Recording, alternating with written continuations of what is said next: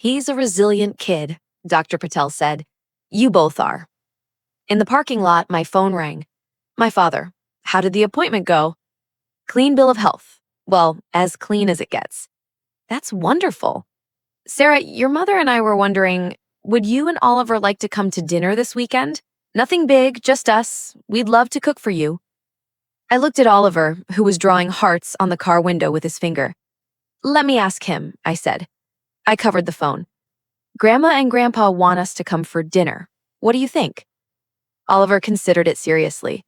Will there be dessert? Probably. Okay then. I went back to the phone. We'll come. But Dad, I know. If anything feels wrong, you leave. No questions, no guilt. Exactly. We'll make it good. I promise. Okay. I hadn't lived in this house for 12 years. I'd moved out at 22, gotten my own apartment across town, built what I thought was a separate life. But the threads still connected us, invisible and unbreakable. My mother still had a key to my place.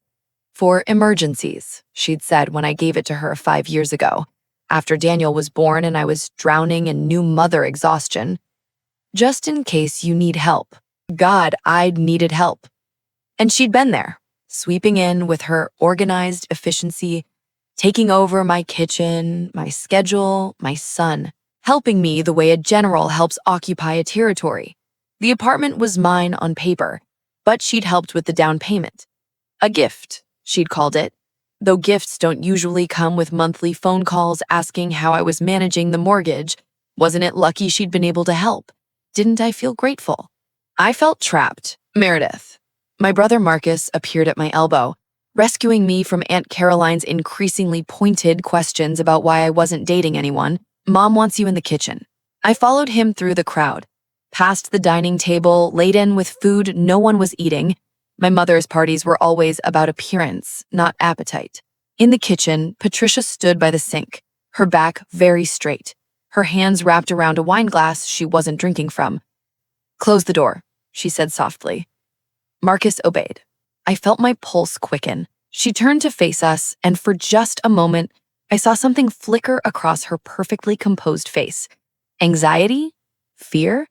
It was gone before I could name it. Marcus, she said, her voice barely above a whisper, I need you to do something for me. Now, while everyone is here. She reached into her pocket and pulled out a set of keys. My keys. The spare set I'd given her 5 years ago.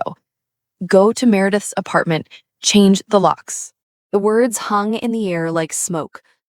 I felt myself go very still, the way rabbits must freeze when they sense the hawk's shadow. What? The word came out strangled. Don't argue. Her eyes fixed on me, hard and bright. It's for your own good. There are things you don't understand, things I can't explain right now. Just trust me. Trust you? I could hear my voice rising and forced it back down. Through the door, the party continued its false cheerful hum. You want Marcus to break into my apartment and change my locks, and I'm supposed to just trust you? You're being dramatic. She set down the wine glass with a soft click. It's for your safety. And Daniel's. There are concerns. What concerns? I don't have time to explain. She pressed the keys into Marcus's hand. Go now. The hardware store on 5th Street is open until 9. Buy new deadbolts and install them. I'll explain everything later. Marcus looked at the keys, then at me, then at our mother. I saw the calculation in his eyes, the same calculation I'd performed 1,000 times. The cost of obedience versus the cost of rebellion. In our family, rebellion always cost more. Marcus, don't. I started. It's fine, he said, but his voice was tight. I'll go take care of it.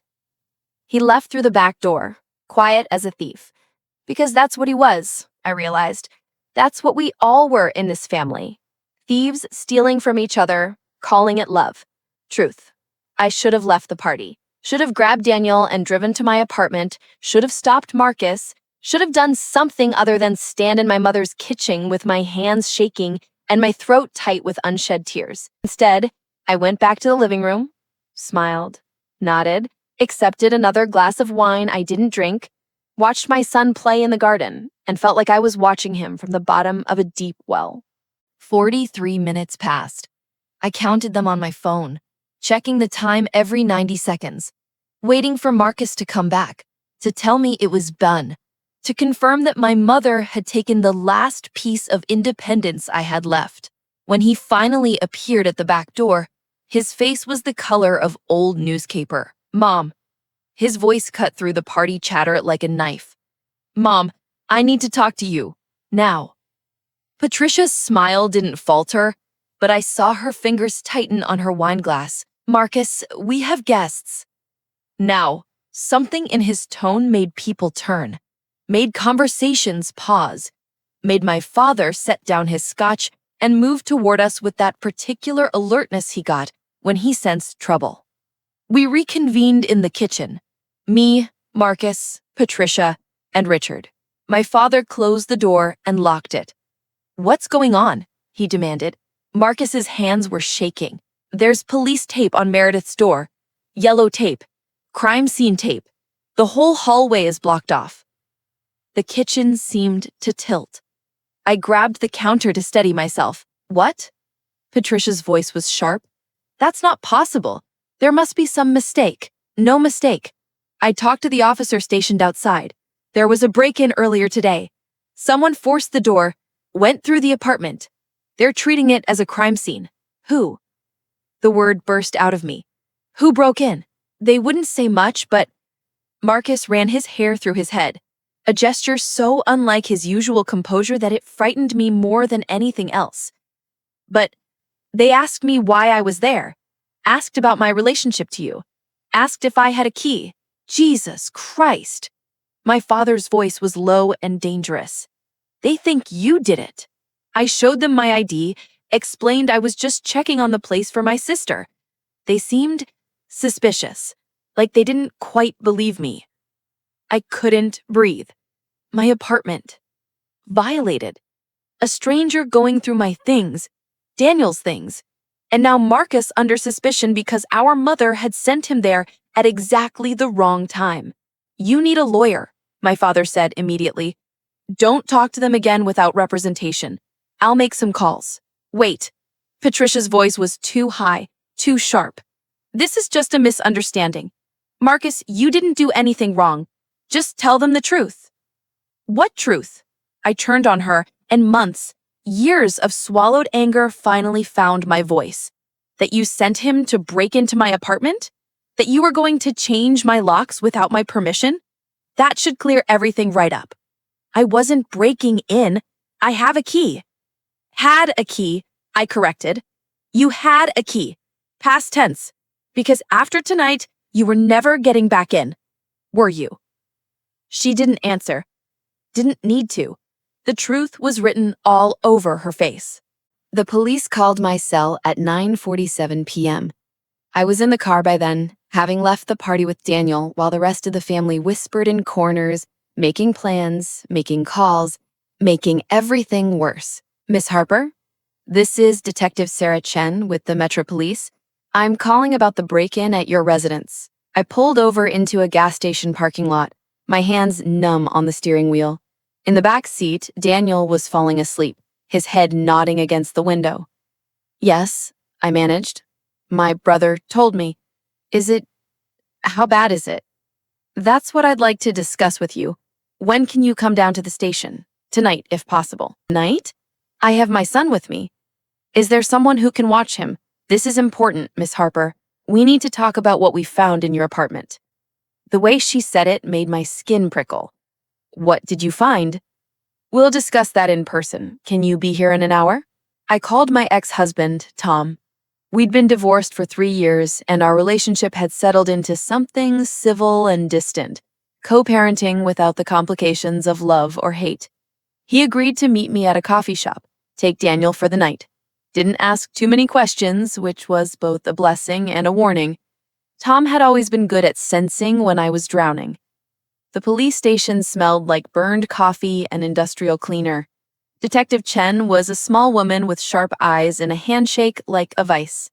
She led me to an interview room that managed to be both claustrophobic and too open at the same time. First, she said, settling into her chair with a notepad and pen, let me explain what we know. At approximately 2:15 this afternoon, your neighbor, Mrs. Adelaide Foster, called to report suspicious activity at your apartment. She heard someone inside, saw the door was partially open. She knows you work during the day, knows your usual schedule, so she called 911. I nodded, my throat too tight to speak. Officers arrived and found the door had been forced open.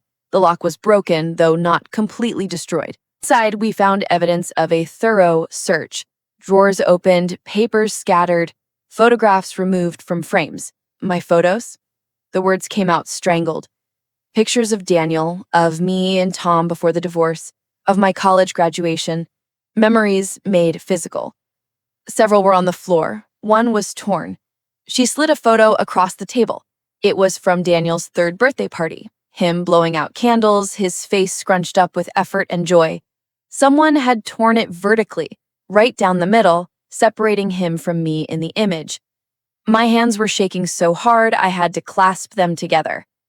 We also found this. She produced an evidence bag containing a piece of paper.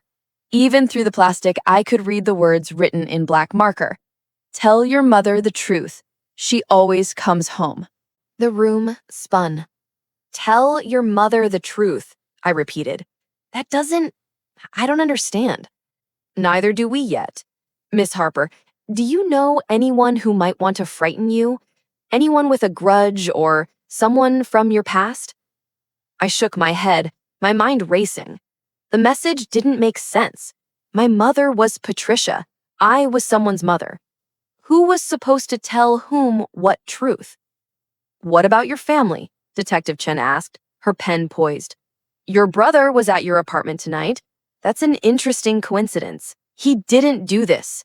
The words came out automatic, defensive. He was at our mother's party all day. Was he? Yes, I was there. He was there. The break-in occurred at 2:15 p.m. Can you confirm your brother's whereabouts at that time? I opened my mouth and then closed it. I'd arrived at my mother's house at 3 p.m. The party had officially started at 2, but people had been coming and going all afternoon. Had Marcus been there when I arrived? I tried to remember, but faces blurred together. Conversations overlapped. I couldn't be sure. We'll need to speak with him, Detective Chen said. But there's something else you should know. We've made an arrest. Relief flooded through me so fast it felt like vertigo. You caught him? We caught someone. Whether he's the person who broke into your apartment remains to be seen. She pulled out another photo. This one, a mugshot. A man in his 30s, brown hair, unremarkable features except for his eyes, pale and calculating. Do you know this man? No, I've never seen him before.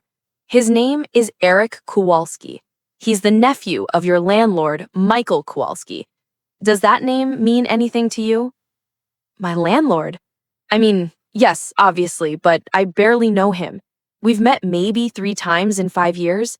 He collects rent through an online portal. I didn't even know he had a nephew. Eric Kowalski has been under investigation for several months. We've had complaints from 3 other tenants in buildings his uncle owns, all reporting signs that someone had been in their apartments. Nothing stolen, just moved, disturbed. One tenant installed a hidden camera and caught Eric on tape. He has keys to all his uncle's properties. I felt sick. You're saying he's been in my apartment before?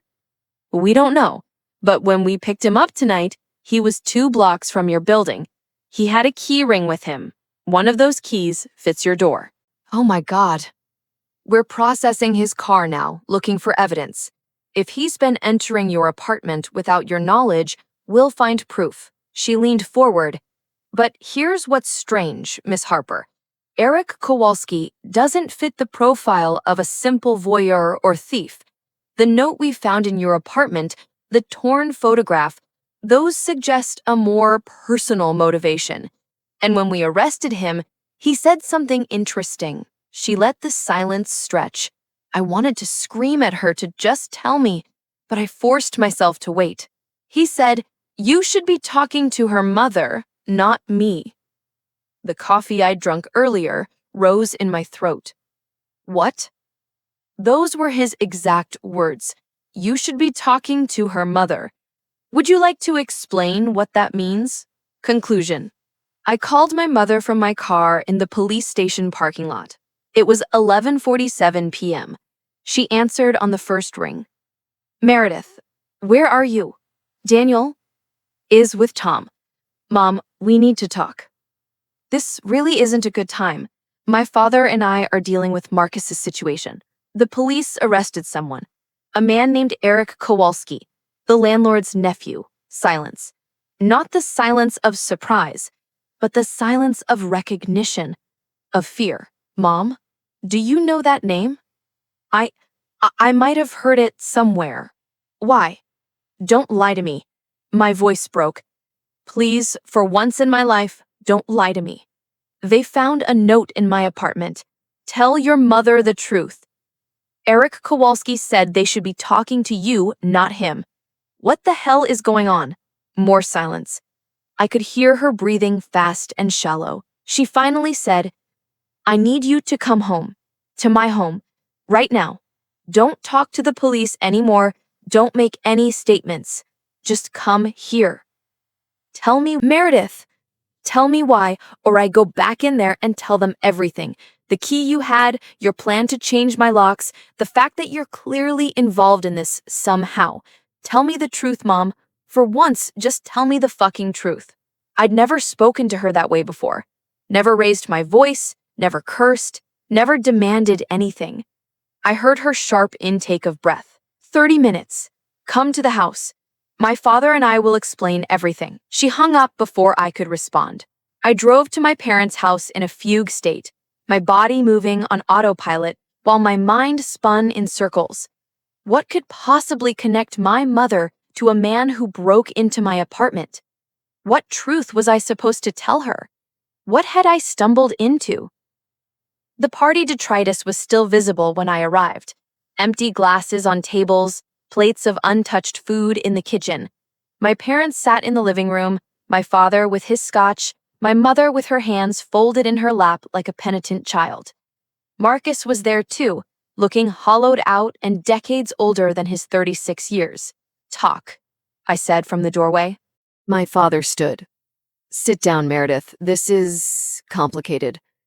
I don't want to sit down. I want you to explain why a criminal who broke into my apartment thinks you're the ones I should be talking to.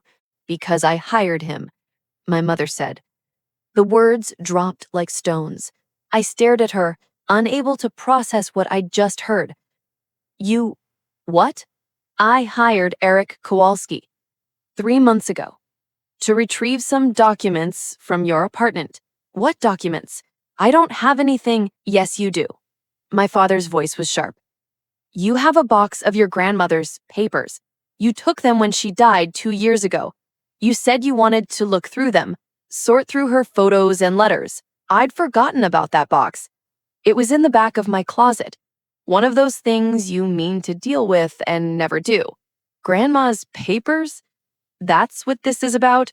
Not her photos, my mother said quietly.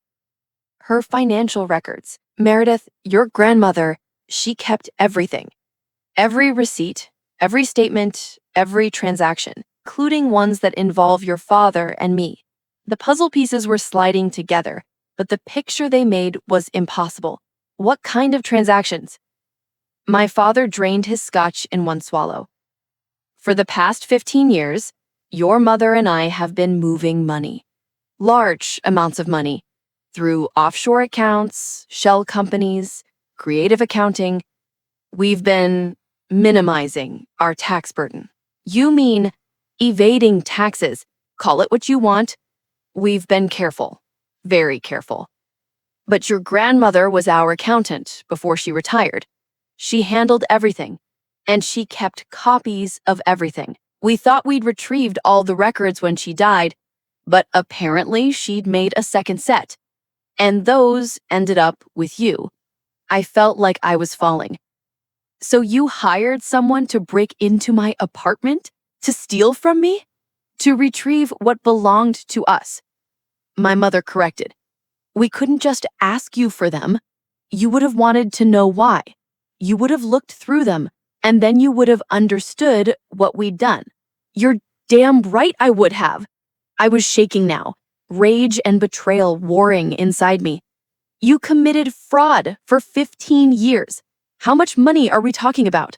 My father's jaw tightened, enough that if the IRS found out, we'd lose everything. The house, the investments, possibly our freedom. And you and Marcus would be implicated too. You've received gifts from us. Money, property. It's all connected. The down payment on my apartment. That was dirty money. There's no such thing as dirty money, my father said sharply. There's just money. And we've worked too hard, been too smart, to let some technicality destroy us. A technicality? Jad, it's called the law. The law is for people who aren't clever enough to work around it. He poured himself another drink. We would have gotten away with it too, if that idiot Eric Kowalski had done his job properly. He was supposed to find the box, take it, and leave no trace. Instead, he panicked, tore through your apartment like a common thug, and left a goddamn note. I turned to my mother. The note said, "Tell your mother the truth." What truth? She wouldn't meet my eyes. Eric, he's not very bright.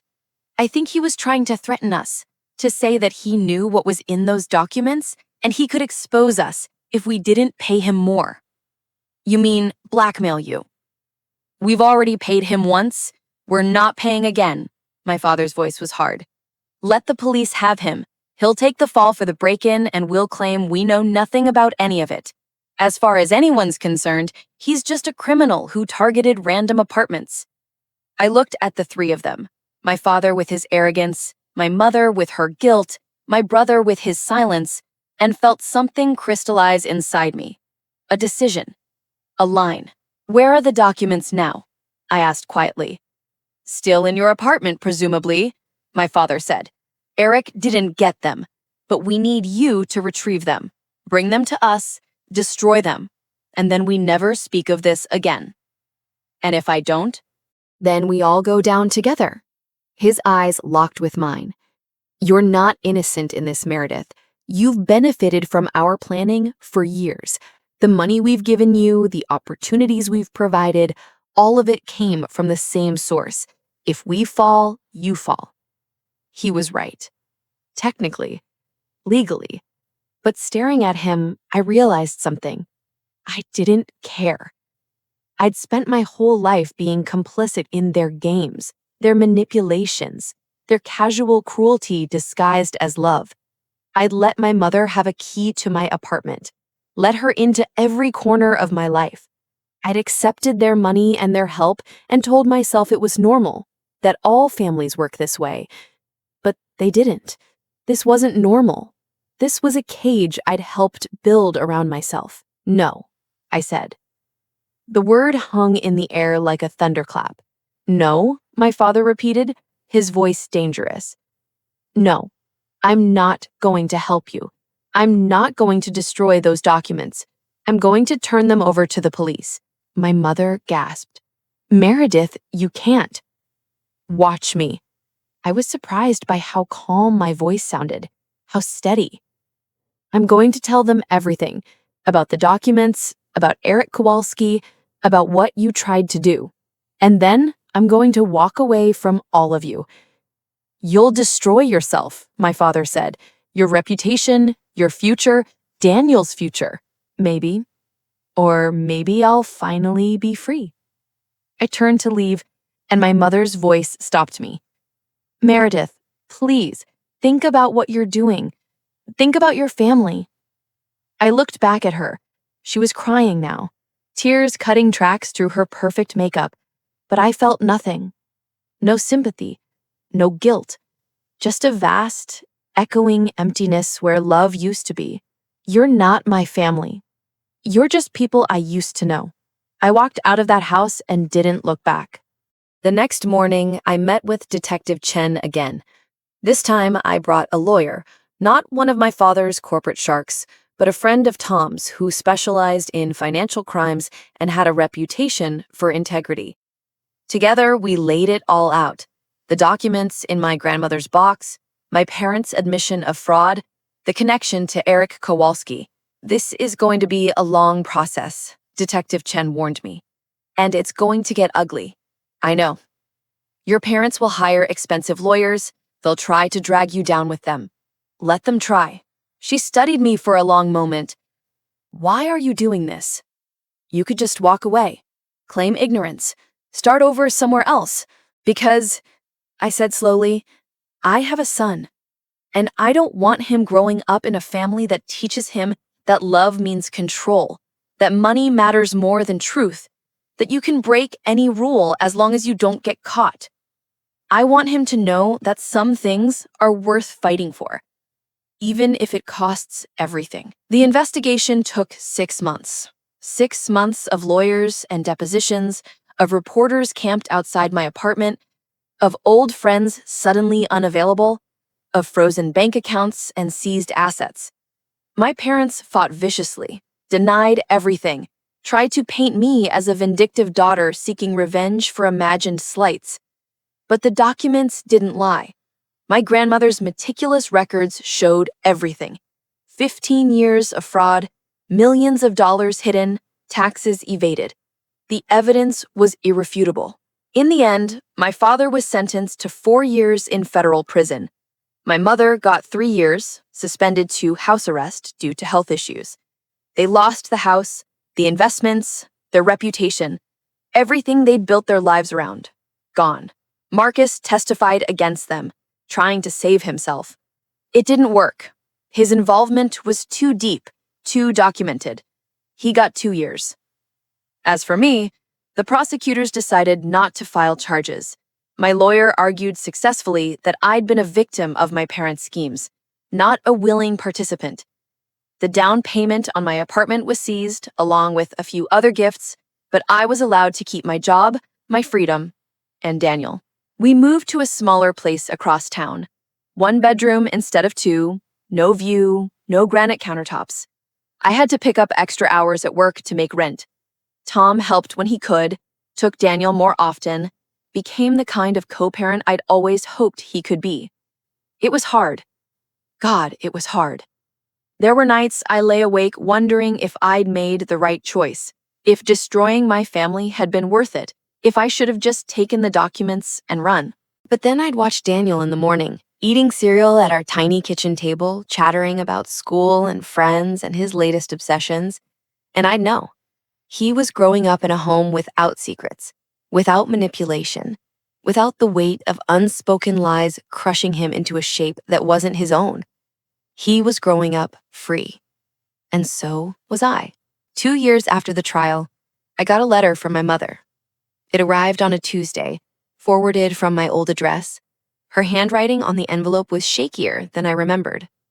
I almost threw it away unopened, but something made me hesitate, made me slide my finger under the flap and pull out the single sheet of paper inside.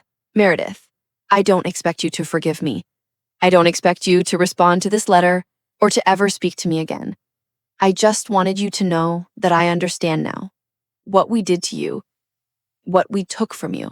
Your father doesn't see it. He still thinks we were justified, that we were protecting our family, that you betrayed us.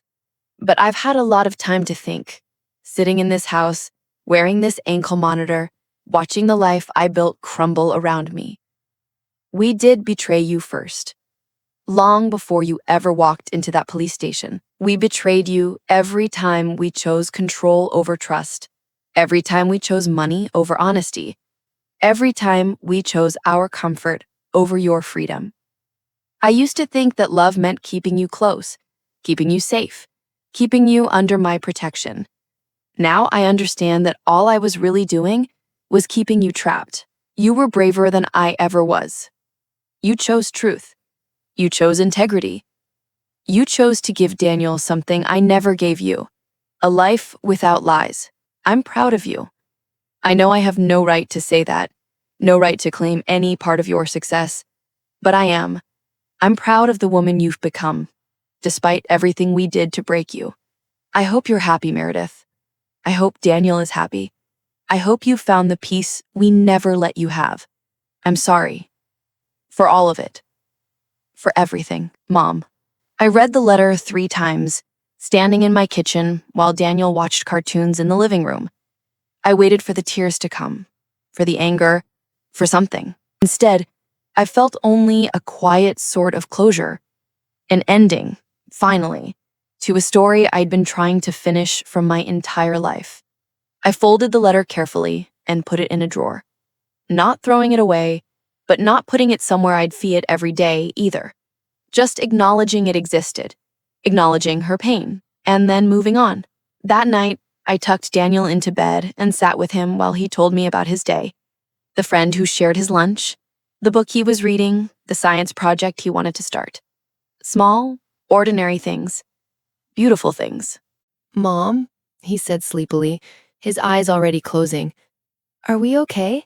Like, is everything gonna be okay? I thought about all the ways I could answer that, about the challenges still ahead, the scars we both carried, the uncertainty of the future. But looking at his face, I realized he wasn't really asking about logistics or finances or the complicated mess of the past 2 years.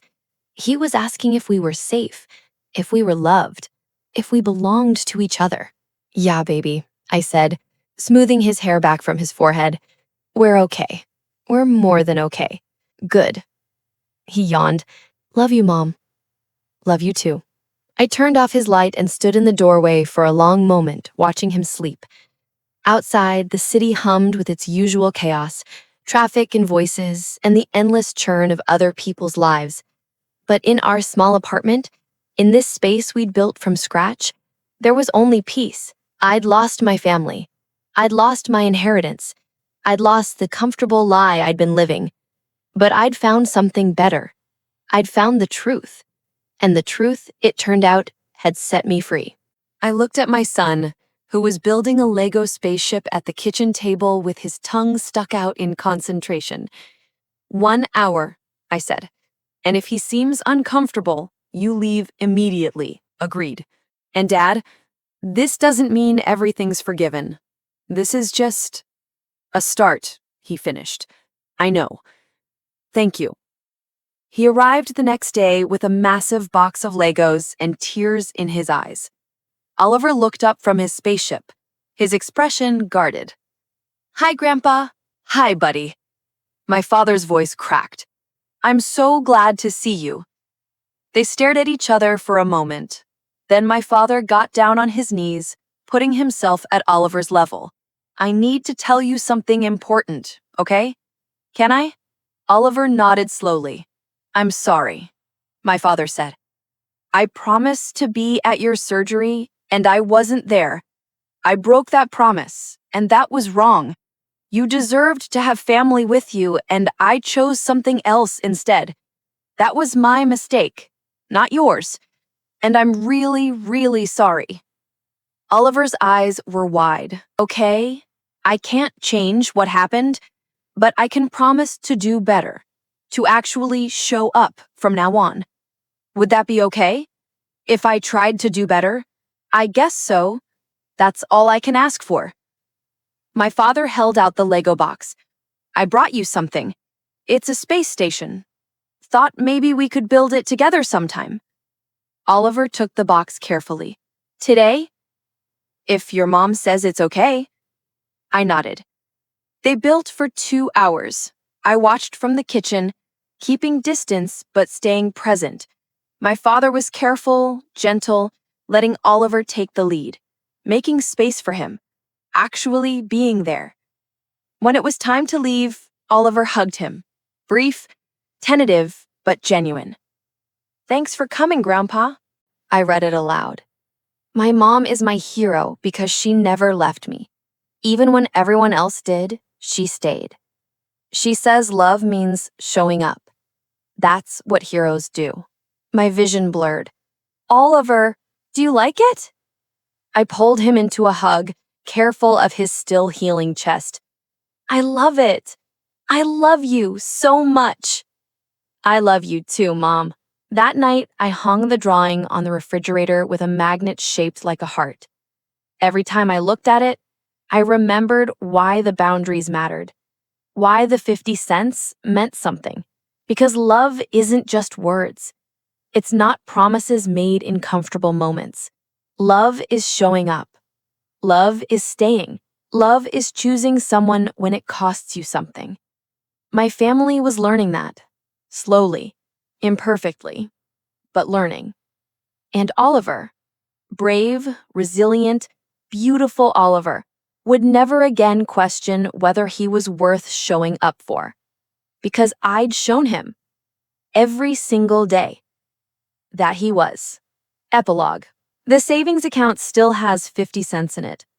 I never closed it, never removed the memo for the veil. Rebecca saw it once, months later, when I showed her my phone for something else. You kept it, she said quietly.